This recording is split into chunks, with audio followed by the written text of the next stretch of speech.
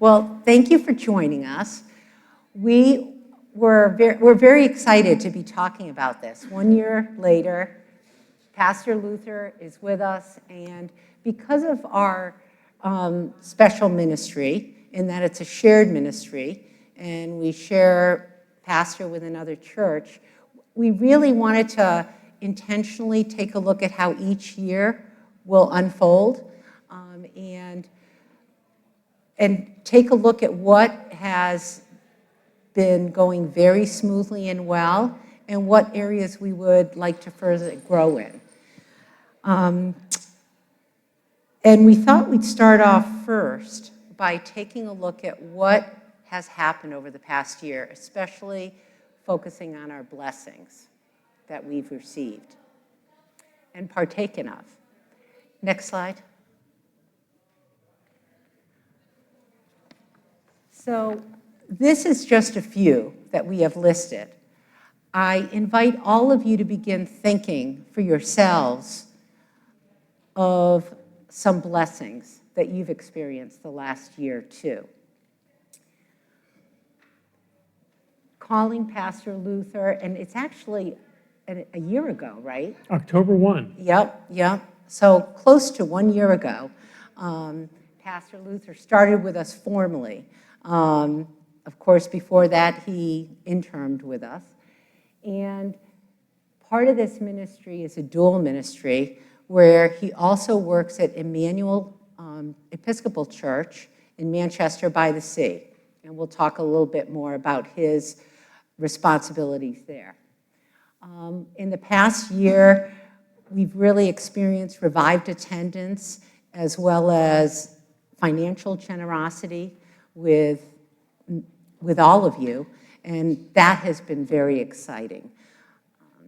We have had 60 new members that we have folded into the church community, and my sense is that we continue to fold and welcome new people into our community, and that is very exciting.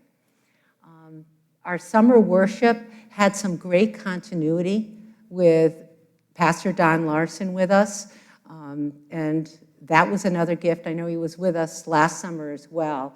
So for him to know, and I know it was a gift for him too to get to know each one of us, but that to me, especially as president, was a huge gift to know he was there. We've also just more recently started a few task force initiatives that you may not know of that council has. One of them is taking a look, or several of them are taking a look at employing outside resources to help us continue to function as a whole unit within the church. One of them is looking into the possibility of bookkeeping services. I don't know if Barry is here right now, but he has been a faithful steward of his time and talents with us for many years, 20 plus years. And so Dan is looking into that possibility for us.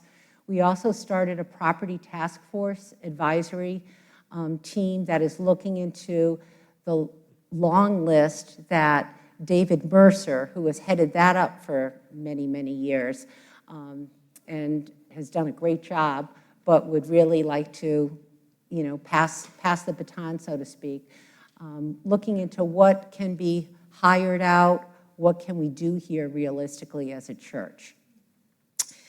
And then the other exciting thing we're looking into, and we're actually starting up, Pastor and Yvonne are going to be talking about a ministry care team that will function in particular, throughout the days and months of the year. We're helping to meet people's needs within our community as they arise. Others? Yeah, it might be helpful, especially because we have a few people here who maybe don't know the whole story, to just review a little bit about what's unique about this relationship that we're all enjoying. There are two primary things that I think make this a unique relationship between a pastor and a congregation. The first, and perhaps the most obvious, is I'm an Episcopalian. I'm an Episcopal priest. And so this is the latest and I think the most wonderful example of a partnership between a Lutheran congregation and an Episcopal priest in the story of Called to Common Mission, which happened 30 years ago. It's the agreement between the Lutheran tradition and the Episcopal Church where we can share resources among us, and more of that is going on. So that's different, and one of the blessings that I would name is the blessing of us learning from each other, from me being permitted to share with you some of the glorious resources of the Anglican tradition and the Book of Common Prayer, and perhaps a theological preaching style that's a little different from what you might be accustomed to. For me to learn about my heritage from you, because I never really had an opportunity as a child to fully live into the Lutheran tradition. So that's been something that's very unique and that has been a complete blessing to me. And I invite you to think about ways going forward that we might be able to do more of that. Things that you might like to experience or learn about, things that you might like to share with me. But the second piece of this that is unique about our relationship is that I have another church. And that's different. And perhaps I have made a little bit of a mistake in calling it a summer church, because it's not really a summer church. Emmanuel, some of you have been there, I know, and I thank you for that. We actually had 2 Emmanuel people here in the congregation today who surprised me with a visit. And this is part of the blessing, too. We've made these subtle little connections between our 2 communities that I have a feeling is going to maybe just grow and grow over time. But the church that I serve in Manchester is a church that has been around since 1882. It's a beautiful little chapel. It is primarily a summer church that has 2 services on Sundays from Memorial Day to Labor Day. But it also has services on Christmas Eve. We now have 3 services. And it has services on Easter. We now have 2 services on Easter. More than that, it is a community of about 350 congregants that most of whom are in the community, and many of whom, like us, are, let's just say, north of 65.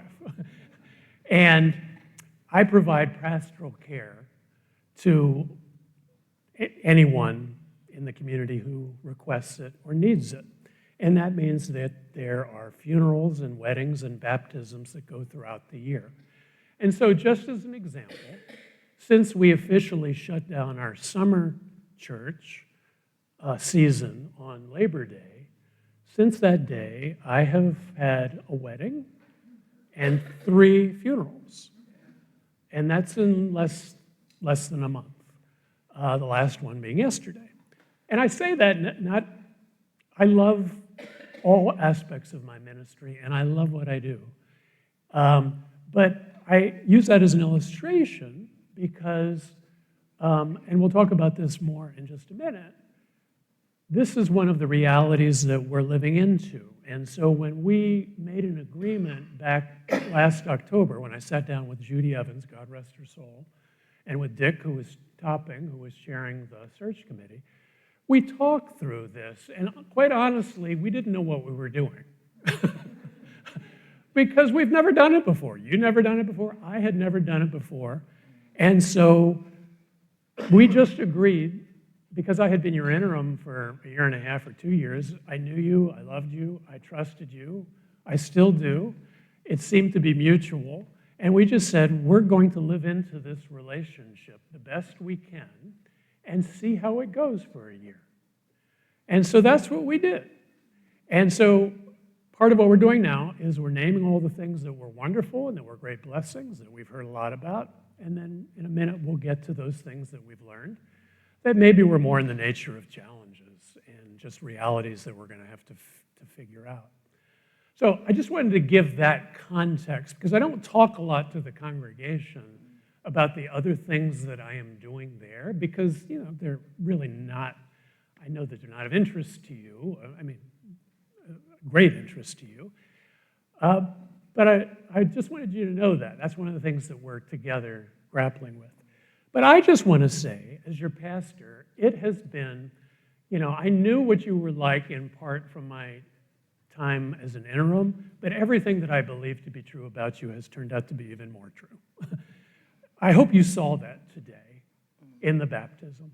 It was just so wonderful to welcome a new child into God's family, to have a family who perhaps hasn't been here recently begin to come back to church. That was another part of the blessing, to have surprise visitors from my Manchester parish come up and participate in it. These were blessings. The other thing, though, is we have gone, our council, in the first year of our shared leadership, we went on 2 retreats to Camp Calumet. I bet you probably have never done that before in 1 year. 2 leadership retreats. We had a confirmation retreat. The women of the church resumed their pattern of retreating at Camp Calumet. And then through Laura Scammon's great efforts, we had this wonderful revitalization of our young adult and youth ministry that allowed them to visit New Orleans and participate in the National Youth Gathering. There has been signs of lots and lots of vitality over the course of this last year. And I'm just grateful for that. But I want to give others, I don't know, Russ, if you wanted to add something, an opportunity to name some blessings. Well, that wasn't what I was going to do. Yeah, well, no.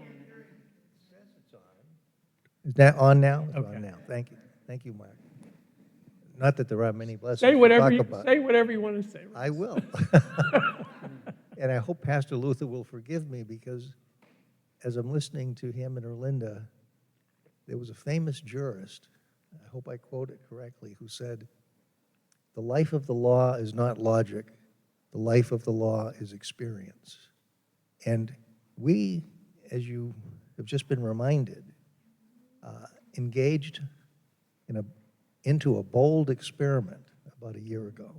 And it truly was an experiment because I've not been made aware of any similar situation. Episcopal priest, shared ministry. And with any experiment, as you experience it for a year, you learn things, come upon things that are working well, things that are not working so well, things that need adjustment to make the whole experiment, ongoing experiment, better. And we as a council have been devoting a lot of thought to that. What has the experience been? What has it taught us? What do we need? What need do we do? What should we do to make this experiment even more successful going forward? And that's the purpose of our discussion today. Other, comments or blessings?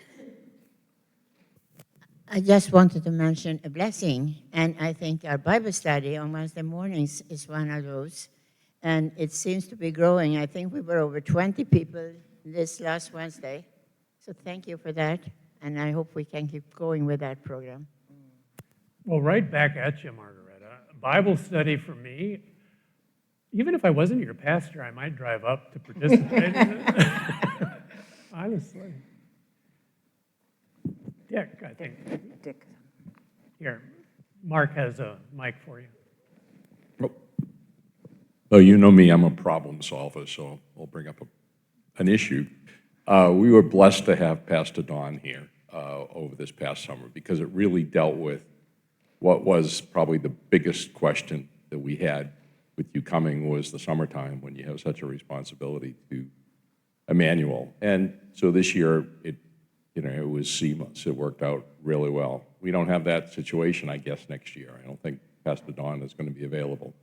And so it's probably not too early to start thinking about what to do next summer Because we had talked about other, things we could do in terms of moving the worship service and all that sort of thing. And yeah, but this is only, October, but still, it's probably not a bad idea to start thinking about next summer. Well said, and we're on it. Yeah. Okay. Like minds. I know. We had a Zoom meeting with a candidate this past week. We have a list of 4 or 5 other pastors and maybe an Episcopal priest who are possibilities. Ideally, it would be, Don, as I think I've told you before, was a dear friend, and I was so glad when he was able the prior summer to do it, and then to do it again this past summer. You're not going to get a pastor of his quality. We'll try. We'll try. But we really did very, very well by convincing him to do what he did. And he had a wonderful time doing it. And he's off, as I think everybody knows, trying to help another congregation. But, God only knows what it's going to look like. It would be great if we could find a single pastor or priest to do the whole summer. I suspect it's more likely that we might have to piece together, an arrangement where we have 2 or 3 who share the summer. Stay tuned, but you're absolutely right. And we learned in our conversation that people are making plans, and we need to sort of get this buttoned down as soon as we can. Yes, Julie. I think one of the blessings that we've had over the years as we've gone through this process, the glue that's held us together is Mark. Yay! He has been the constant through this whole thing, and he's managed to get us smoothly through this process, I think. Amen to that. Thank you. You know what I do when I get here during the week? I go to Mark and I say, Mark, what am I supposed to do today? Yeah. Others? I'm just going to share one now that I feel a little more relaxed now. There we go. So, I knew Pastor Luther from being on council, but not as president. And as president, we meet weekly. And I thought it would all go well, but I'll be honest with you, I didn't know.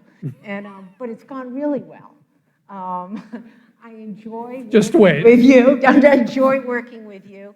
And there's a sense of teamwork where our goal is, I come out, unlike maybe perhaps previous work meetings, where it is Jesus focused. And, that is great. Amen.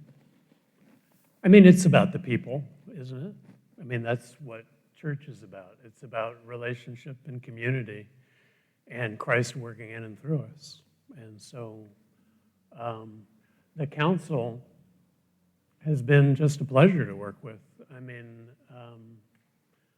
It makes me think of Judy, and I'll get weepy if I start talking about her. But, to have the two of you be the 2 presidents in succession and to have this guy in the wings is pretty special. So, but as long as we're on the subject, I don't want to get. I love just staying in blessings, but we probably can't stay there the whole. I just have a couple more to add. Okay. Just a Jill. couple more to add. There you go. I'm like, where's the voice coming? Besides what everyone has said in the list that you have there, I think one of the blessings for us was the summer, once a month, getting together and eating and having the Wednesday night service. That tied you in to me. I felt through the summer. I think the year before we didn't see you that summer, did we? Or anyway, whenever we did it, we did the Wednesday nights. That was really meaningful for me. And I think Erlinda was great that she retired because she's putting all that work from school into the Holy Trinity. Okay. Yeah, there's more to be said about that. Your dear president is working far harder than she should be, and as much as we enjoy working together, I think we need to figure out how we can share that more, but we'll get to that. One of the questions that comes onto my mind is, when I was going through seminary, whatever, when one of the comments was, a pastor's job is really to teach the congregation to pastor. In other words, and so I'm kind of wondering what kind of things we as a congregation could pick up that would lighten your load, such as maybe mutual ministry or reaching out to like visitation ministry, that kind of thing, or the people who are homebound, I guess, for lesser thing, or even hospital visitations. That's a beautiful question, Franklin, and I thank you for it. And we're going to devote a whole adult forum to that issue in November. What we're going to try to do is focus this session on both the blessings of this past year and then what we've learned this past year. And Mark, maybe you could take it to the next slide.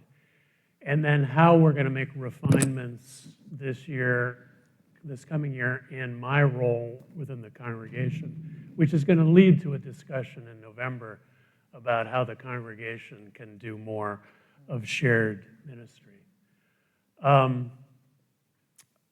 I mentioned Judy's name before, and this is a piece of what we've learned during this past year, is, as everybody knows, we experienced a lot of loss this year as a congregation. And the demographics suggest that, while I hope that we don't have another year like this past year, this coming year, the truth is we're all getting older. Our faith is a faith of death and resurrection. And that is, it's going to be a reality of our ministry together, is that we have to focus part of what we do on supporting the aging, the sick, and the dying. And so in the course of my first year here, I haven't counted exactly, but we had close to a dozen people die, 3/4 of whom had funerals here in the sanctuary, some of whom had graveside services or funeral home services. And what I have learned, and what I think we have learned as a congregation, is that's a major, it's an important part of our ministry, and it requires a lot of time and emotional and spiritual energy. Because it's not just the service, it's every time a person gets sick, depending upon the circumstances. It can be a long illness, a medium illness, a short illness. The family needs care. There's planning the funeral. There's the care after the service. And it's very, very important. And it's very important for the pastor to be involved, and it's very important for the congregation to be involved. And so we'll talk more about that next time. But that same dynamic also happened with me in my other congregation this past year. And so it was close to 24 funerals in 12 months, which is 2 a month. And I wasn't anticipating that. Maybe I should have. But what it has taught me is that I need to make room for that. My Emmanuel congregation this first year was very gracious and understanding. They fully supported me answering this call by virtue of the fact that they come up here to worship. They love you guys, and they love it when you come down to visit them. And so they want this to work as much as I do. But they let me take Christmas Eve off, even though I had agreed to be there so that I could be here this past Christmas Eve. They let me come here a lot more than I ordinarily would. And in the summertime, they let me sort of come up here during the week a lot. And they wanted that to happen because they knew that the first year was very important for building a relationship. But there was an understanding that it wasn't going to be forever, that we would sort of revert to the arrangement that we had, which is I'd serve them during the summer, I serve them Christmas Eve and Easter, and I need to be present to them pastorally during the course of the year to the extent I can. Because I've made vows to both communities, and I want to honor both of them. But I have been with them for 13 years now. And so that's what we're trying to balance. We're trying to balance these things, and that was one of the predicates upon which we, as a council, made a decision to make some refinements in what we're doing. Do you two want to add anything to I'll this? just, I'll say that I understood when we joyfully accepted, can you hear me? No? There we go. When we joyfully accepted Pastor Luther into our congregation, I knew in my head that he had another congregation, Emmanuel, June, July, and August, but it was in a small place in my head.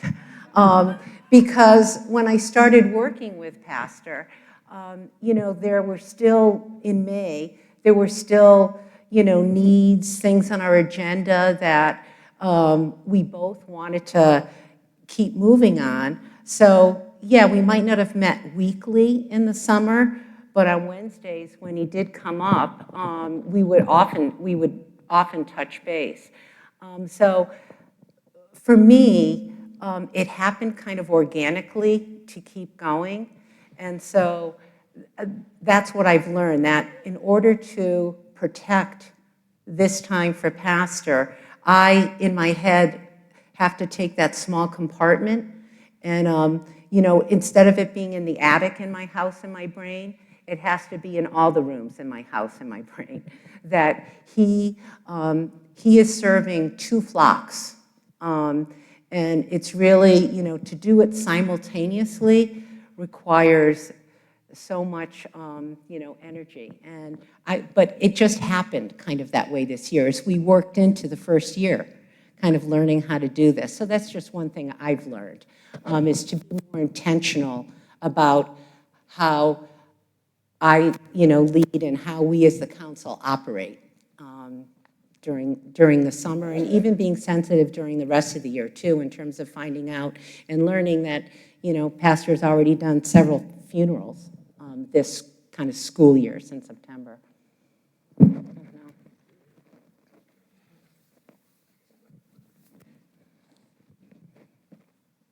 I just had a few thoughts. We talked about we have to help the aging and help through that time. But we need to grow the young people. And the next, that's filling in the empty spots, so to speak. So I think this congregation is very special. Many of you have deep insight to special areas that you're really good at and might be of interest for the rest of us in different areas. And, you are really a creative congregation. And I can put my 5 cents in. I will do postural exercises. So you all are going to walk straight and enjoy dancing. So there you go. Just dig it down a little bit, what you want to offer. Well, this is a good example of some of the kinds of things that I hope we can talk about in the November Adult Forum, how the congregation can begin to explore ways in which you can step into the mix more. And, you know, I would love it if I could be the traditional Lutheran pastor for you. I would love nothing more. But I love my other congregation too, and this is a great opportunity and blessing for us all to show other churches how this can work, because other churches, this is not a unique experience. There are churches around the country, both Episcopal and Lutheran, who need to figure out ways to share resources. And so we can begin to model for other people how this is done, and I'm very eager to try to do that. Shirley. Yes, this week, I wish you would say just a few words about what you told me on the phone about we need to do a better job of communicating between groups of whatever council. Yeah. That there's been that I got caught in the middle of it, and if I hadn't talked to you about it, I would be more upset than I was.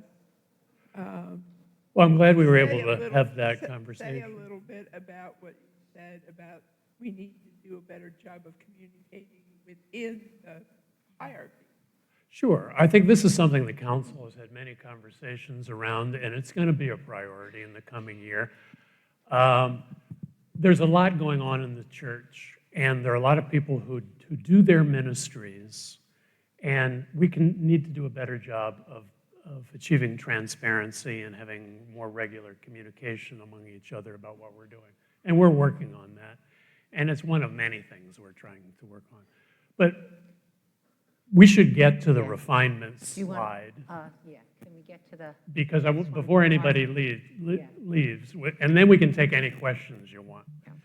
But as the result of our conversations and trying to balance some of the things that we've talked about, I hope that these are received as relatively minor refinements to this experiment that we're living in. And I'm going to try to do this without looking at the slide. The new arrangement is pretty much going to be the same structure that we have. I'm going to be your Sunday pastor from Labor Day to the end of May, with the important exceptions of Christmas and Easter. And on Christmas and Easter, I'll be with my Emmanuel congregation. And we already have somebody lined up for Christmas, and hope to have somebody lined up for Easter. However, during the week, I won't be as present. I'll only be here on Wednesdays. I won't be here on Tuesdays.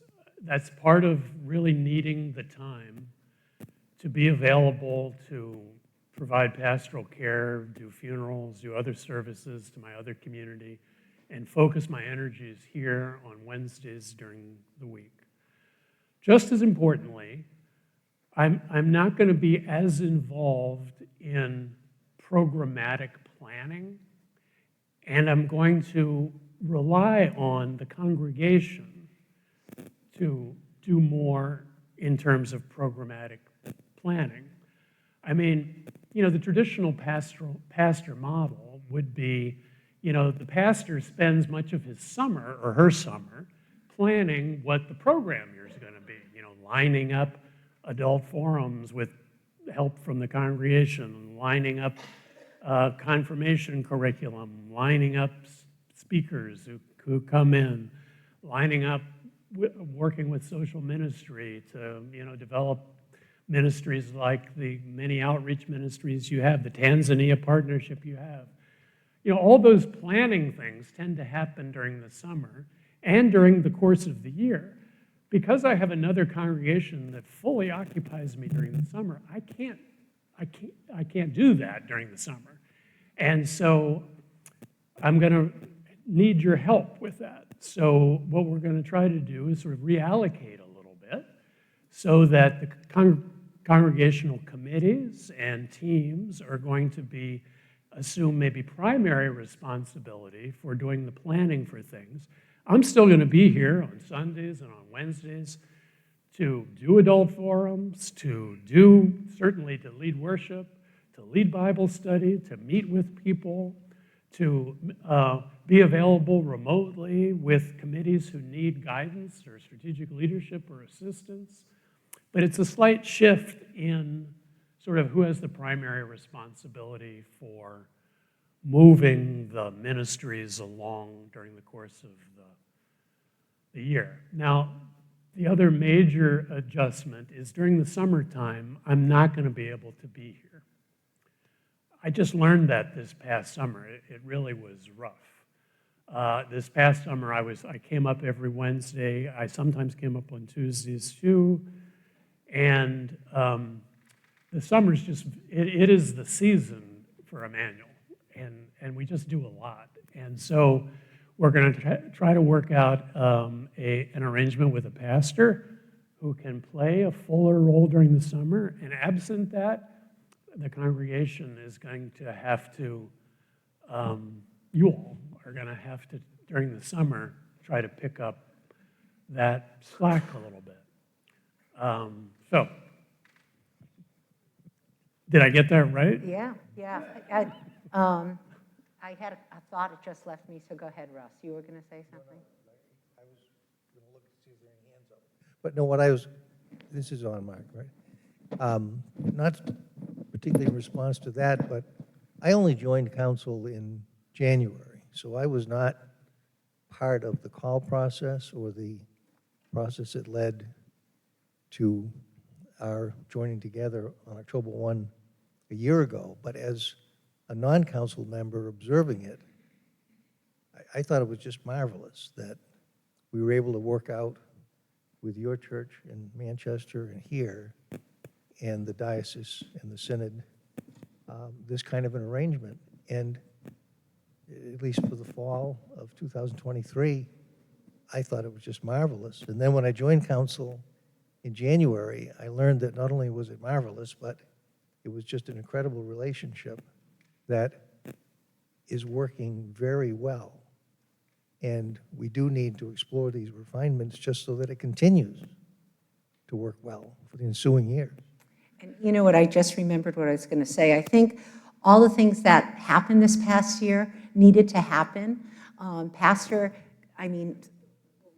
jumped right in, attended almost all the committee meetings, really got a sense of who we were. And that is so important, for him to really get to know us, get to know how we carry out God's word, whether it be through social ministry, through pastoral care. And now he will continue to lead us, I see, with an idea of what our foundation is and help us to grow. There'll be some committees that'll, keep his hands right in: worship committee, pastoral minister, the shared ministry committee, of course, council, synod, but that these other committees, it'll be that consult role versus, present, physically present all the time. Questions, Mark? Pam? Well, I just wanted to say, once a pastor, I don't know how you do it. It's a lot of work being a pastor, to be a pastor of a congregation of 2 churches, and mentally, physically, spiritually, it's a lot. So if we're in a relationship with you, then we honor that and the other congregation that we're actually in relationship with. So the only other thing I can think of is just to feel, I think of Moses saying, "Who are these people that you gave them to me?" And obviously they were complaining people. So. Better you to say that. And so God sent down the Spirit to be on 70 elders. So I think that is an opportunity for all of us to feel this. We are, like we said, we already have the Spirit. The Spirit doesn't limit the Spirit. The Spirit just multiplies the Spirit. So it's an opportunity to have authority and share. I mean, I was thinking of the Death Cafe that you had mentioned before. There's so many people that do have gifts, and to feel empowered to grow in that, and to support one another, when we fail or whatever, it's like, yeah. Just the ministries, it's an opportunity to, you also have to take care of your spirit, so you have to take time out in order to do the sermons that you do. Mr. Rogers and the giving. In order to give, we have to receive. We have to take the oxygen for ourselves. And so if we don't give you that opportunity to have a lot of oxygen from the Spirit, then it's not being responsible in the covenant. So I just thank you for, it's hard. It's a little scary. I feel like all of a sudden, like, oh no, we don't have a pastor.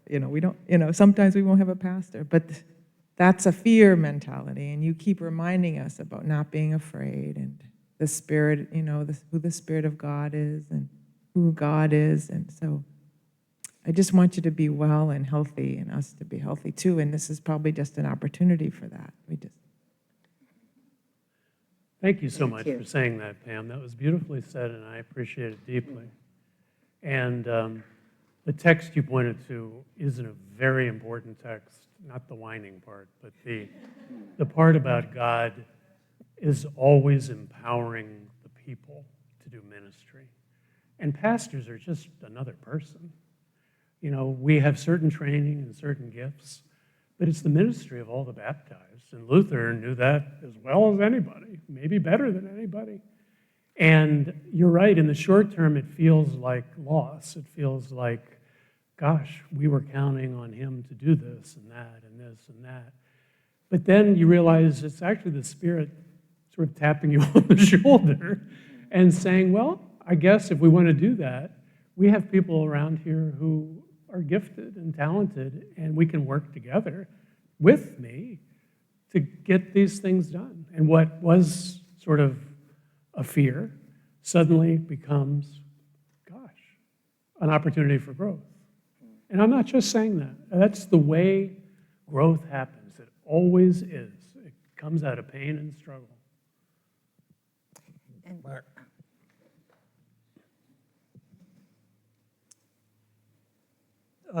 Two things I just want to observe is, as a member of the congregation last year, when we commenced our walk with Pastor Luther as our called pastor, and we talked about a shared ministry and a new model and kind of growing into our future and the future that all of our sister churches will experience. The refinements that are being described today is what I kind of thought our model would be from the beginning.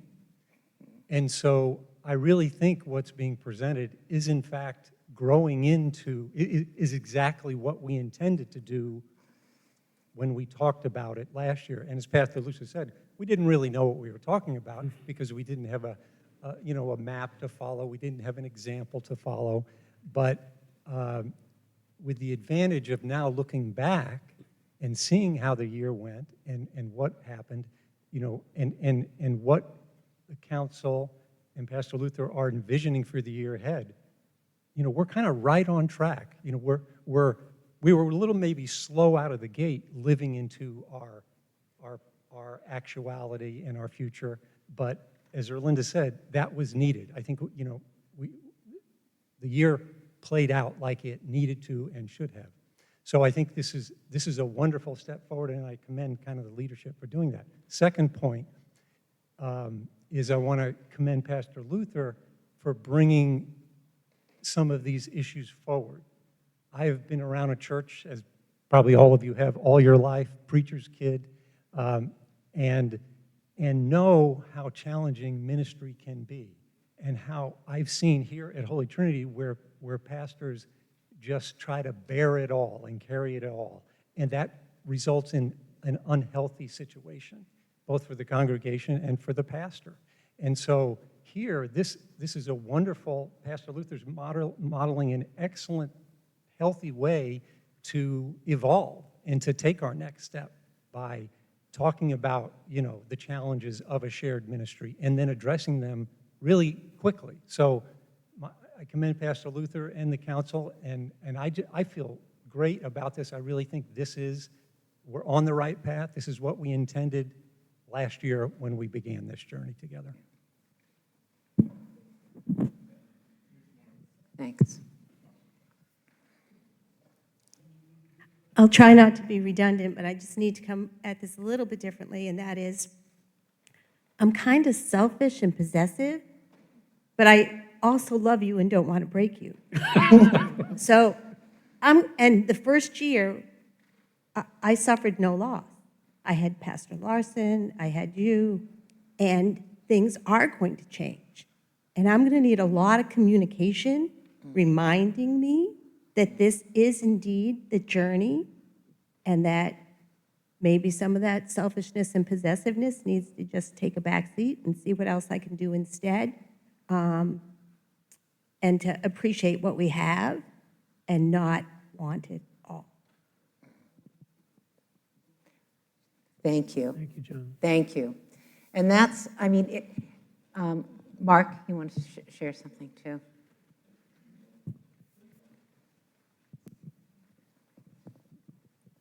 Luther will not thank me for this, but I think one of the things we have to do as a congregation is give him permission to say no, because too often he said yes. And what we've experienced is that there are only so many times you can say yes and still serve both congregations and drive an hour each way every time you have to do it. I certainly was not aware of the congregation, your other congregation, having the number of members that you have and the required commitment that you have.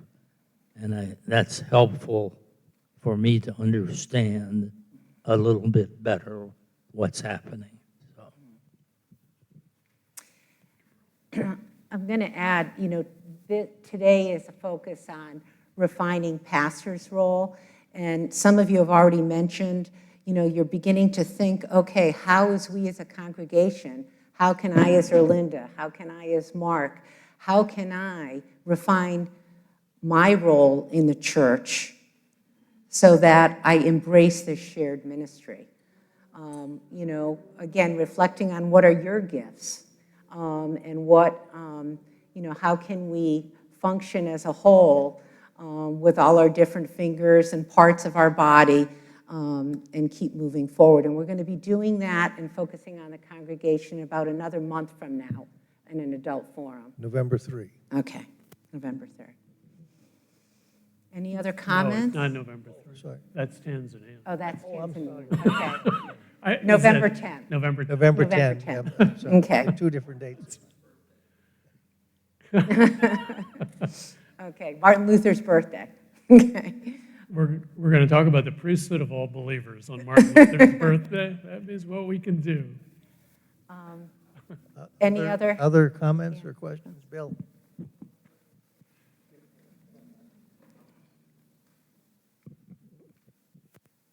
As I look at the chart, and I too was surprised at the 350 number.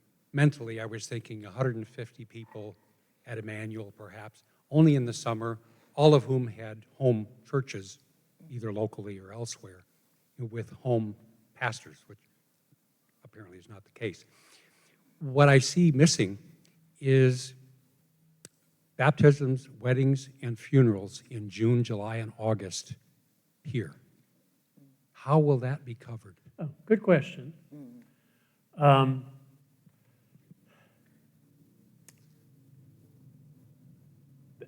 With respect to baptisms and weddings, I think that will be easy.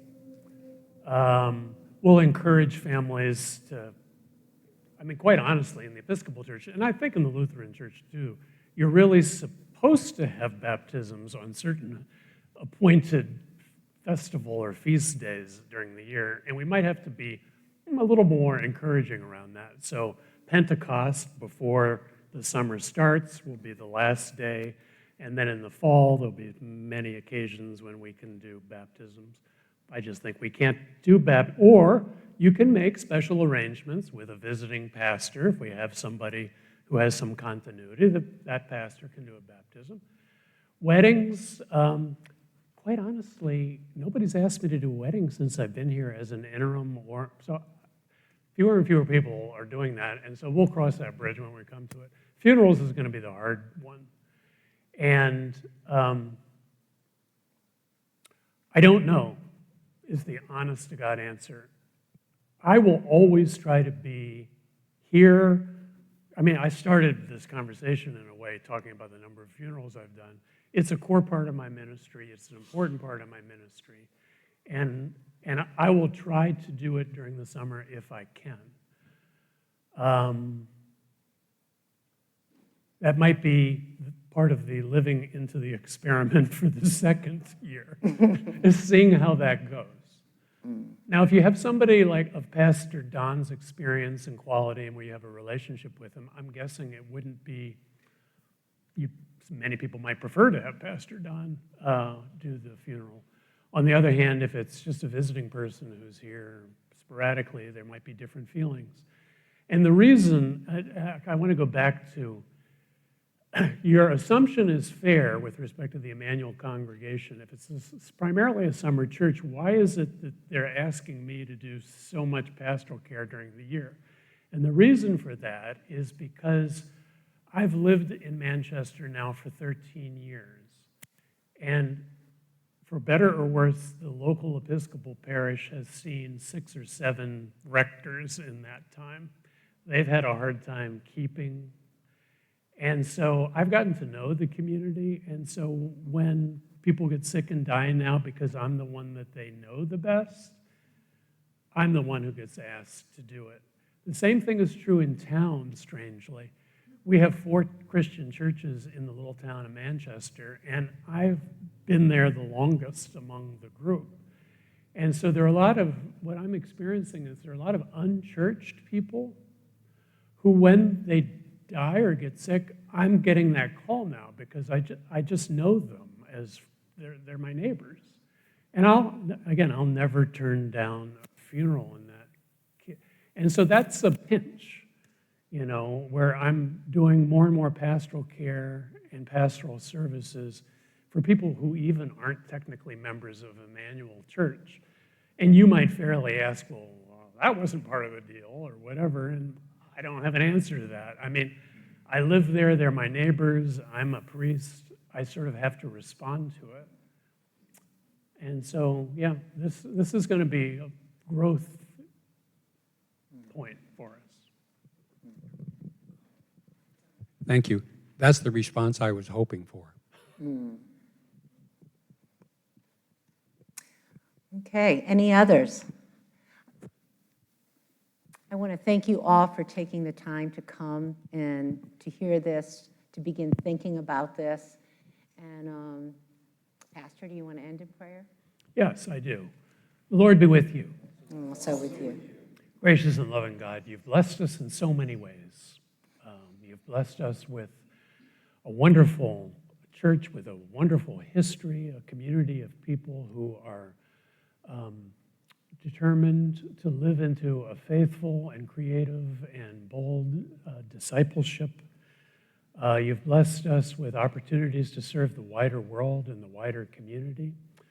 You've helped us to grow in our relationship over this past year. Inspire us in the year ahead. Help us to see that what may be perceived to be a loss and a hindrance is in fact an open door, an open window, so that we might all learn to grow in living a Christ-like life. Be with us as we leave this place. Help us to think creatively and boldly about how we might grow as a church and to face these challenges, not only for ourselves, but to be a model for other communities and other churches as to how we might companion together, different denominations, different people, to bring God's love and hope into this broken world. In Jesus' name we pray. Amen. Amen. Thank you. Thank you all. Thanks. Yeah, for caring enough to come.